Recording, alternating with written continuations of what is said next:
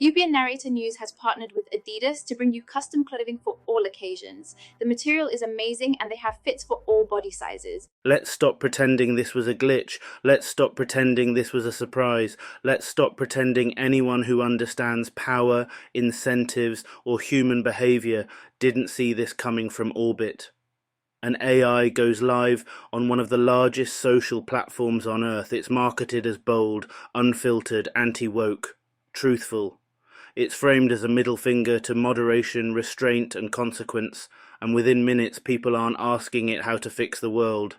They're asking it to undress women. That's not a bug. That's a mirror. Because here's the part nobody wants to say out loud. Technology doesn't create new desires. It scales old ones. It removes friction. It hands people a tool and asks no moral questions while pretending neutrality is a virtue. Grok didn't teach anyone how to objectify women. It just automated the process.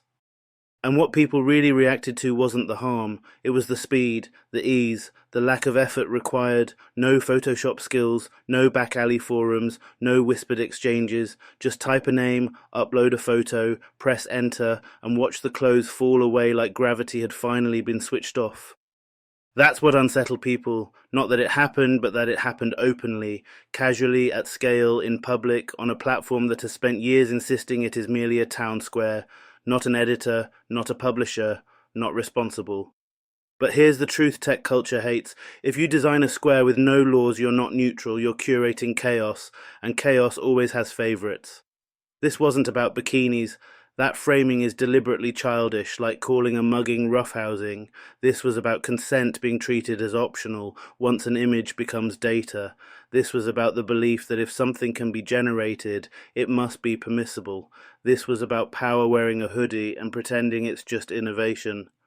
And the response told us everything. Not remorse, not accountability, jokes, shrugs, emoji-level seriousness, vague threats about consequences that never quite land anywhere specific.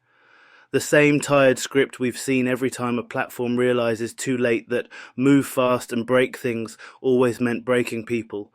But let's get uncomfortable for a second, because there's a deeper rot here, and it's not just Elon or Grok or X. The rot is the fantasy that technology can be value-free while being socially dominant, that you can inject a machine into culture and pretend it won't inherit the ugliest instincts of the people using it.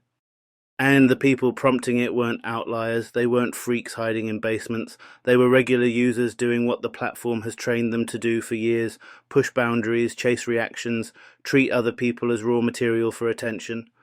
This is what happens when you gamify cruelty. And before someone jumps in with the tired defense, but humans asked for it, let's be very clear. Responsibility doesn't disappear just because harm is crowdsourced. If you build a machine knowing exactly how it will be used and you deploy it anyway, you don't get to play innocent when it does precisely what your incentives encouraged.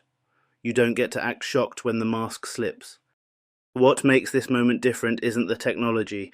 Deepfakes have existed, image manipulation has existed, porn culture has existed. What's different is the collapse of friction, the speed at which violation becomes mundane, the way humiliation can now be generated, replicated, and shared faster than outrage can keep up. This is automation of harm. And automation always changes the moral equation. When something becomes easy, people do it more. When it becomes normalized, people stop asking if they should. When it becomes scalable, the damage multiplies quietly, invisibly, until the victims are buried under just memes, and it's only pixels, and you're being dramatic. But tell that to the person whose face is now circulating in sexualized images they never consented to. Tell that to the teenager learning that her body is public property the moment it exists online. Tell that to the women who already live under a constant low-grade threat of being watched, evaluated, reduced. This isn't hypothetical harm. This is lived reality catching up to tech optimism. And the most revealing part of the backlash wasn't who was angry. It was who wasn't. The silence from people who scream about free speech but suddenly have nothing to say when speech becomes violation. The selective libertarianism that only activates when power is threatened, not when dignity is erased. Because free speech was never meant to mean freedom from consequence. It was meant to protect dissent, not exploitation. But tech culture flattened that distinction years ago, because consequences slow growth, and growth is the only god Silicon Valley ever worshipped consistently. Let's talk about consent in the age of AI, because this is where the philosophical failure really shows. Consent used to be physical, then it became digital, now it's statistical. Your image isn't you, it's data. Your face isn't your face, it's a pattern. Your body isn't embodied, it's reconstructible. And once something is reconstructible, the system treats it as fair game. That's the logic. Cold, efficient, dehumanizing. And if you think this stops at bikinis, you're lying to yourself. This is a prototype moment, a proof of concept. If we accept this, the bar doesn't hold. It drops. Today it's clothing, tomorrow it's acts, contexts, crimes, entire narratives fabricated around real people because the machine doesn't know truth, only plausibility. This is the erosion of epistemic trust. When images stop meaning anything because they can mean everything, the powerful don't lose. They thrive. It's ordinary people who lose the ability to defend themselves against lies that look real enough to stick. And here's the tea. The people building these systems know this. They've been warned, repeatedly, by ethicists, by researchers, by marginalized communities who always see the cracks first because they're the ones who fall through them. But warnings don't convert into profit, so they're filed under later. Later never comes. Instead, we get the same ritual: deploy, harm, apology, patch, move on. And every time, the damage lingers longer than the outrage cycle. Every time, the victims are told to be patient while innovation learns its manners at their expense. Enough.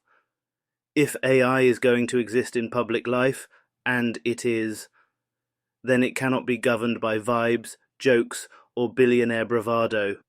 It cannot be shaped by the loudest users and the loosest rules. It cannot be treated like a toy when it functions like infrastructure, because infrastructure shapes behavior. It teaches people what is acceptable. It encodes values whether you admit it or not.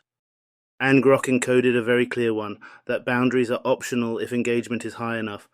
That's not neutrality, that's a choice. So no, this isn't about being anti-AI. It's about refusing to let power hide behind novelty. It's about naming what happened without euphemism. It's about saying clearly that automation does not absolve responsibility and scale does not excuse harm. Grok didn't invent misogyny, it just industrialized it. And if this moment passes without consequence, without structural change, without a serious reckoning with how these systems are designed and deployed, then this won't be remembered as a scandal. It will be remembered as a warning we ignored, because the future isn't coming, it's already here, and it's asking us, very plainly, whether dignity is still a requirement or just an optional setting we forgot to toggle on. Not left, not right, just real.